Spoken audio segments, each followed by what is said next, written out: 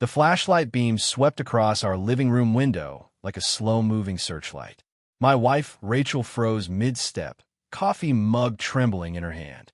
I instinctively reached for the lock on the front door, quiet but alert. Outside, a shadow shifted behind the hedges, then disappeared entirely. It wasn't the first time we'd seen it. It wouldn't be the last. I've lived through stakeouts in war zones quieter than Maple Grove estates at night. The way the sprinklers hissed on a schedule. The hum of perfectly parked SUVs. The hollow echo of bicycle spokes as kids rode past on choreographed summer afternoons. If you didn't look too closely, this neighborhood seemed like a sanitized dream. But dreams don't follow you with clipboards and cameras. Niguch mares do. 3 weeks ago, we moved in. Me, Rachel, and our 2 sons, Jake, 12, skeptical and sharp. Tyler, 10, enthusiastic with the kind of optimism only kids can afford. We picked this place because it promised normalcy. After 10 years in the field, intelligence work, counter-fraud, black bag operations, normal sounded like a vacation. We needed a place where our kids could ride bikes, not learn escape drills. Where barbecues replaced briefings. Where the only thing monitored was the weather. What we didn't count on was Miley Miller. The first time we met her, she was already watching us. Standing half a block away with her white dog and her notebook, sunglasses on even though the sun had barely risen. It wasn't a welcome to the neighborhood kind of moment. It was an evaluation. I recognized the stance immediately, one used by customs officers and border agents. Arms folded tight, weight on the back foot, eyes scanning for weak spots. She wasn't greeting us. She was casing us. At the time, I brushed it off. She was just the HOA president, I told myself. Probably the type who took community bylaws too seriously. Every town had one. A clipboard warrior. An amateur enforcer. I figured we'd smile, wave, and keep our distance. But then came a letter. No envelope. No stamp. Just jammed into our mailbox like a legal eviction notice. Grass height violation. 3 inches. Regulation max. 2.5. Accompanied by a photo, a timestamp, and a fine. Not a friendly suggestion. Not even a warning. A fine. Rachel laughed when she read it. Who measures grass with a ruler?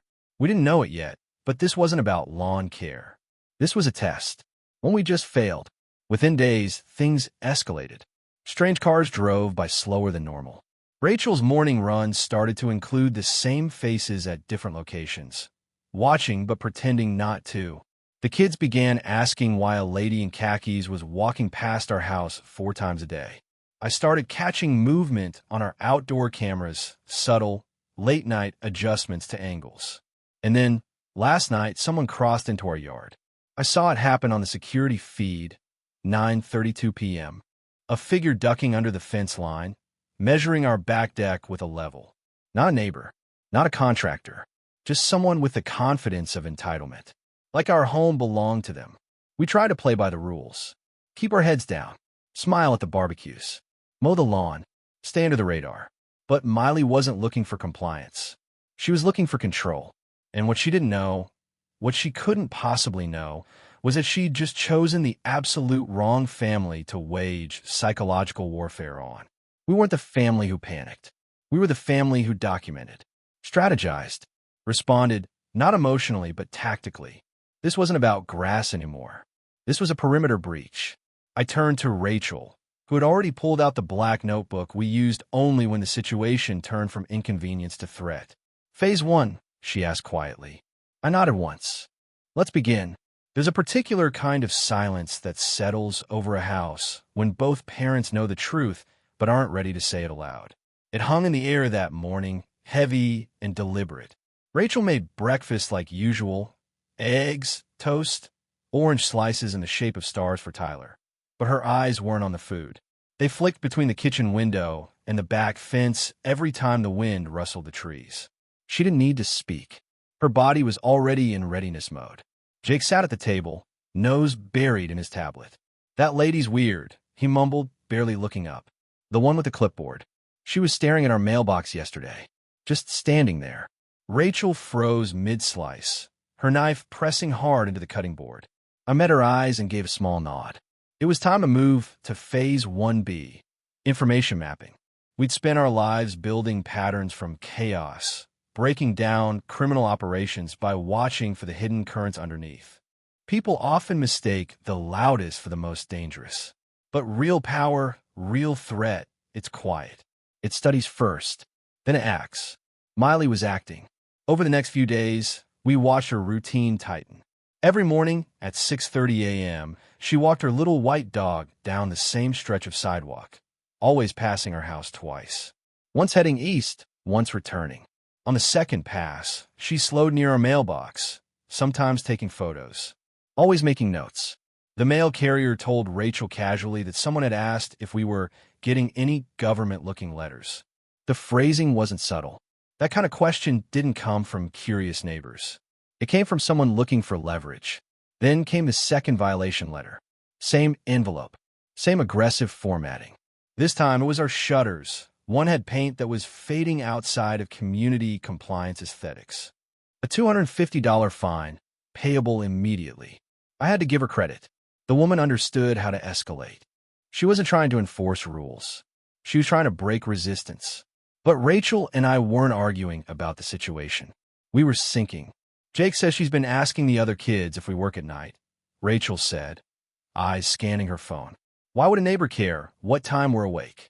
She's building a schedule, trying to predict when we're gone, when we're vulnerable. Rachel exhaled sharply, fingers tightening on her mug. It's not about the fines. She's gathering intel. We both knew what that meant. She thought we were marks. Jay came home from school with the third piece of the puzzle. She asked Mr. Delaney if you were military. Said you carry yourself like someone trained. That's when I knew she was digging deeper, past surface intimidation, past neighborly concern. Miley wasn't just overreaching. She was profiling us. And it wasn't just her. A man we hadn't seen before started showing up in the neighborhood. A gray sedan parked near the community playground, always when our kids were walking home. I ran his plates. They came back blank. Not expired, scrubbed. That was the first real warning flare. When a civilian vehicle shows up with ghost tags in a suburban neighborhood, it's not local. It's not HOA. That's someone with means. Someone covering tracks. What the hell kind of HOA is this? Rachel asked, standing at the window, arms crossed tight. Not an HOA, I replied. A shell. We started canvassing carefully, not by asking questions, but by listening. Rachel jogged new routes, stopping to compliment gardens, offering help with elderly neighbors. I volunteered at the community food drive, coached Saturday soccer. Conversations unfolded naturally. We weren't hunting, we were absorbing. And what we found made our stomachs turn. 3 families on our street had moved out in under 2 years, all after sudden compliance, wars with the HOA. One couple took a loss on their home. Another left without notice, their furniture still inside. Nobody talked about it. Everyone just looked away. Everyone knew. That's when I checked the property records. All 3 houses were bought by the same real estate group. Quiet purchases, below market. Flipped 6 months later. Every single one. Rachel's voice cracked as she read through the PDFs. It's organized. It's a pipeline. The dots were connecting too fast now to be coincidence. The HOA wasn't broken. It was weaponized. And Miley? She wasn't a bureaucrat with control issues. She was an operator. The grass was never the point. But now we were the problem, and she was moving in for the kill. I found her in our backyard at 3:18 a.m. Through the night vision feed, her outline glowed in shades of electric green. Crouched low, tape measure in one hand, level in the other. She was documenting our fence line, the height of our raised garden bed, even the spacing of our patio tiles. She moved like a professional, not a neighbor. She didn't flinch when the motion sensor floodlights snapped on. She just stood up and looked directly into the camera and smiled. Rachel was already out of bed, slipping into a hoodie, quiet and composed. I checked the sidearm hidden in our safe, just in case, but didn't take it. We weren't there yet. By the time we reached the yard, Miley was gone. No car engine, no footsteps. Just a clipboard left on the grass, deliberately like a calling card. It wasn't a violation notice. It was a blueprint, not of our house, but of 3 others. The 3 families that had left under mysterious circumstances. Each sheet was color-coded, with dates, fence measurements, citations, fine totals, and contact points. Phone numbers, appointment logs, inspection photos. This wasn't oversight. This was pattern extraction. Rachel stared down at the papers, her breath clouding in the cold air. She's not just pushing people out, she said. She's tracking profit points, like it's a business model. Then she saw the last page. Our names, our address, labeled Stage 3, non-compliant. Escalation required a long silence. Then, she's accelerating. She thinks we're weak. But that wasn't what shook me. What made my stomach turn wasn't Miley's notes. It was the handwriting on the margins, notes that weren't hers. Different ink, different style, different name. Langston Real Holdings, confirm readiness for Q3 acquisition, MP services ready for transfer. Hold until 90-day default background flagged. Proceed with caution, Fed. Someone else was in on this. Someone who wasn't just interested in community aesthetics. Someone with access to back-end databases and the authority to flag federal records. This was the twist we hadn't expected. Miley wasn't the top of the pyramid. She was middle management. The house felt colder than usual that night, not just from the air, but from the weight of everything shifting beneath us. Jake couldn't sleep. He stood in our doorway, silhouetted by the hallway nightlight. Why does she hate us? Rachel bent down and wrapped her arms around him. It's not hate, baby. It's fear. People like her fear what they can't control. He looked up at me, confused. Are we in danger? I hesitated. Yes, I finally said, because anything less would have been a lie. But not the kind of danger that wins.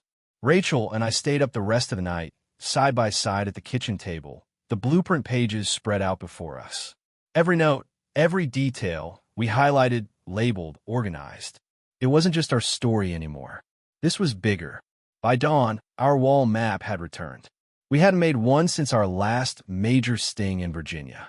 We promised each other we were done. But here we were again.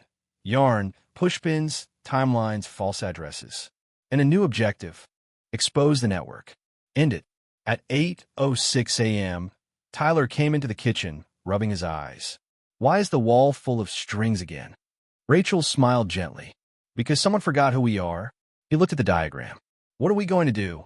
I pointed to a post-it in the center labeled Miley. Then to one just above it, unknown partner. We're going to find that person, I said, and make sure they know they picked the wrong family. We weren't fighting over fences anymore. We were about to launch an operation. And Miley Miller had just made it personal.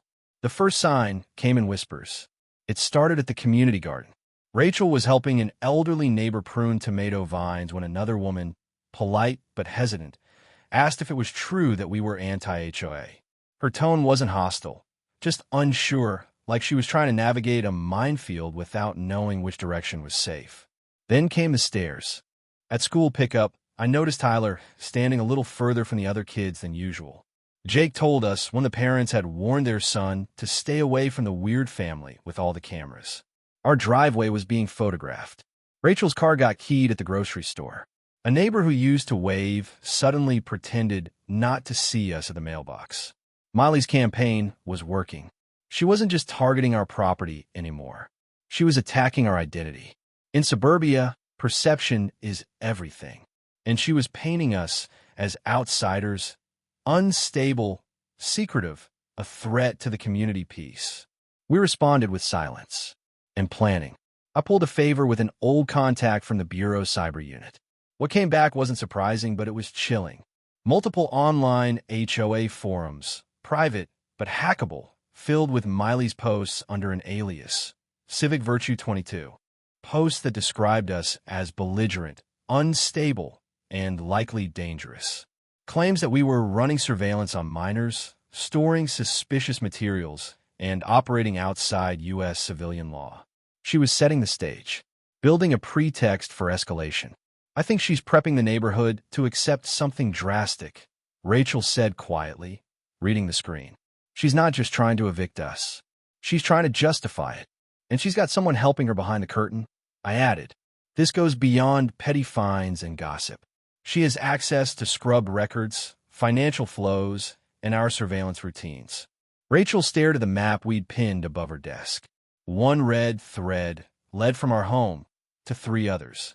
Every previous family had left after the same sequence: violation, escalation, alienation, sale. She's activating the final phase, I said. We're next. The real blow came that Sunday morning. Our HOA file, publicly released at the community meeting, was posted on the bulletin board next to the playground. Dozens of pages, photos, annotated surveillance log, a summary calling us non-compliant, confrontational, and a threat to neighborhood harmony. A crowd had gathered to read it. Our boy saw it first. Jake stood frozen, eyes locked on the headline. Tyler read aloud without understanding. Final warning. Homeowner number 178. Risk of HOA-initiated litigation. I tore it down before they could read more. Rachel's hands were shaking. They're turning our children into suspects, she whispered. I looked at the crowd. Some were confused, some indifferent, but a few looked convinced. That was the worst part. Not the harassment, not the fines, but the erasure of truth, quiet, deliberate, viral.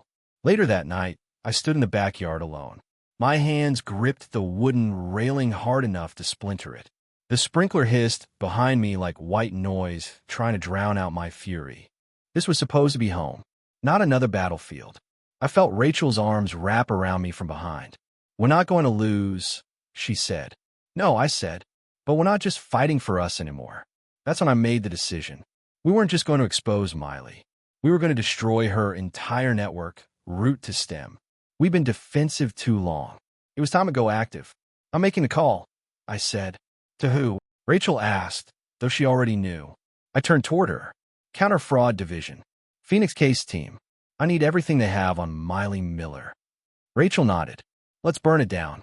Jake's voice broke the moment. Mom? Dad? He stood at the back door, holding a folder. I was doing research for school, and I found something. Inside the folder were printouts. Property transfers linked to a shell company named Miller Property Services. Same business license used in Arizona, Nevada, and Texas. Dozens of sales under value. Hundreds of thousands laundered. I looked at Rachel. She looked at Jake. And then she smiled. Not from joy, but from recognition. They've been doing this for years. And now, I said, picking up the folder, they just messed with the wrong family. We weren't hiding anymore. We were going public. And when the dust settled, the name Miley Miller would mean one thing only: exposed. The flash of blue lights wasn't what woke me. It was the smell of gasoline. At first, I thought it was a neighbor's mower left running. But when I sat up, Rachel was already out of bed, silhouetted in the soft green glow of the night monitors. She was staring at the live feed on the wall-mounted screen. Backyard. Now, she whispered. I crossed the room in 3 steps. What I saw sent my pulse into overdrive. 3 figures, one of them unmistakably Miley, crouched near our shed, red containers in their hands. They weren't here to leave another violation. They were here to erase us. I triggered the silent alarm with my left hand and hit the emergency broadcast on our encrypted backup system with my right. Rachel was already moving, waking the boys and slipping the grab bag over her shoulder. We'd practiced for this, not for arson, but for hostile contact. Still, seeing your children's faces in the glow of tactical lights while you calculate fire spread is a kind of terror no training can erase. Outside, the figures began dousing the perimeter with accelerant. One lit a flare. Too late. Our backup team was already in place. The side of the yard erupted in motion. 4 agents in full tactical gear emerged from behind the hedges like ghosts. One moved on Miley. The others took down her accomplices in synchronized, silent force. The flare dropped to the grass, unlit. Miley screamed, not in fear, in fury. You think this ends with me? She spat, pinned to the ground. You don't know who you're messing with. Rachel and I stepped outside just as the agents began zip-tying wrists. The kids were safely upstairs, watching from the bedroom window. I walked slowly across the lawn, the moonlight glinting off the badge clipped to my jacket. Special Agent Owen Henderson, I said, voice low. Department of Homeland Security. Financial crimes. Miley blinked once as the truth landed. Her breathing changed, shallow, panicked. Her mask, The one she'd worn so tightly around this neighborhood was gone now. "You're one of them," she hissed. "No," Rachel said, stepping up beside me. "We're the only ones who are watching you." I handed the lead agent a thumb drive. Audio and visual evidence of planned arson against a federal agent's home, plus documentation on shell companies, interstate property fraud, racketeering, and surveillance of minors. The agent nodded. "This'll do it," Miley thrashed in her restraints. "You won't stop all of us. This network goes deeper than you think." Rachel leaned down, eye level. "Calm, steady. Good. We weren't looking to stop some of you." In the distance, more sirens wailed. This time local police, drawn by the flash of the emergency signal and the sheer volume of our evidence chain. A news van rolled up behind them. Perfect timing. The neighbors began to gather, sleepy and confused, robes cinched tight. Some looked horrified, others curious. Then came the moment I'd waited for. I stepped forward, held up my credentials, and addressed the crowd. "My name is Owen Henderson. For the last 4 months, my wife and I have been embedded in this neighborhood to investigate a multi-state real estate fraud operation conducted under the guise of an HOA."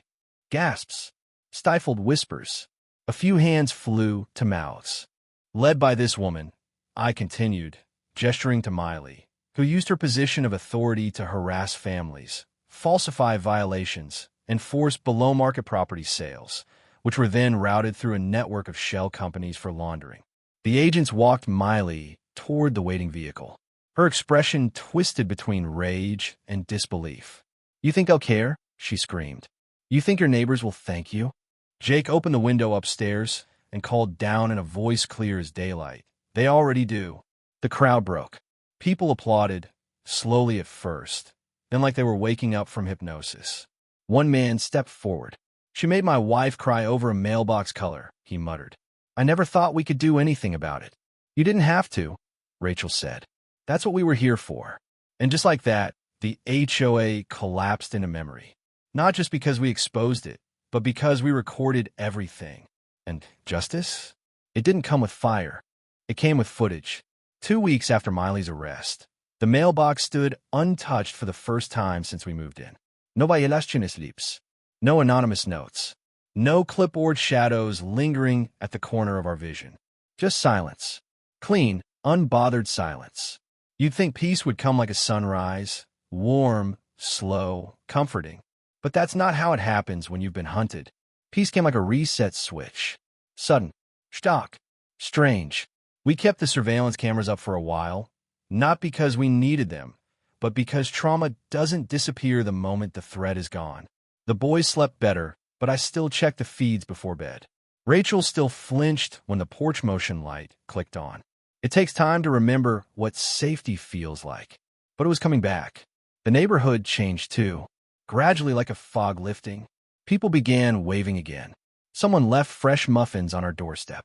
At the next HOA meeting, now led by a retired teacher named Mrs. Franklin, there were actual smiles, real conversations, and transparency about where fees were going. The word compliance was never mentioned once. That was the miracle of truth. Not just that it destroyed Miley's house of lies, but that it gave everyone else permission to breathe. She wasn't just a tyrant. She was a mirror. Her rule had taught people how to shrink. Her fall reminded them how to stand. Jake started working on a short documentary for school. How Corruption Hides Behind Law and Rules, he called it. Tyler was voted Student Safety Ambassador after giving a presentation titled, "Why Being Quiet Isn't Always the Right Thing to Do." I watched them with a kind of pride I couldn't explain, because they hadn't just witnessed justice. They'd understood it. Rachel planted a garden in the backyard. No HOA to measure its borders anymore. She shaped the flower beds into the word stay, not to be poetic, but because we finally could. Sometimes, I still catch her watching the horizon during her morning run, like she's scanning for something unseen. I do it too. You could take agents out of the field, but you can't take the field out of agents. It's not paranoia. It's memory. It's experience trying to protect what it almost lost. Miley's network unraveled fast. Federal indictments dropped across 3 states. Her brother was arrested. So was the shell contractor and the banker behind the laundering accounts. 27 families received restitution. A national HOA oversight reform bill was introduced in Congress. And as for Miley, she took a plea deal, 25 years, no parole. The day we testified in court, she refused to look at us. But I looked at her, and I thanked her, because in trying to destroy our lives, she reminded us what we were capable of. Not as agents, not even as parents, but as people who do not yield to fear. And that was enough. The media moved on eventually.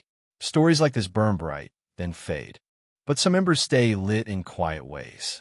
A year later, a family moved into the house across the street. A single mother, 2 kids, 1 dog, and a beat-up minivan. At sunset, she walked over to introduce herself. "I heard what happened here," she said nervously. "Honestly, I wasn't sure if it was safe to move in." Rachel smiled and handed her a fresh loaf of bread. "It is now," she said. I stayed back and watched, the porch light painting them both in amber. The kids laughed across the lawn, and somewhere behind me, the motion sensor clicked on. Not from danger, but from life. We didn't just take our home back. We reclaimed a space where fear used to live, and we filled it with something stronger. Not revenge, not authority, not even justice. Presence. We're still here. The grass is 2.5 inches tall. And the truth? The truth doesn't need to shout. It just needs to be seen once, and it changes everything. And that, in the end, is the most dangerous thing of all.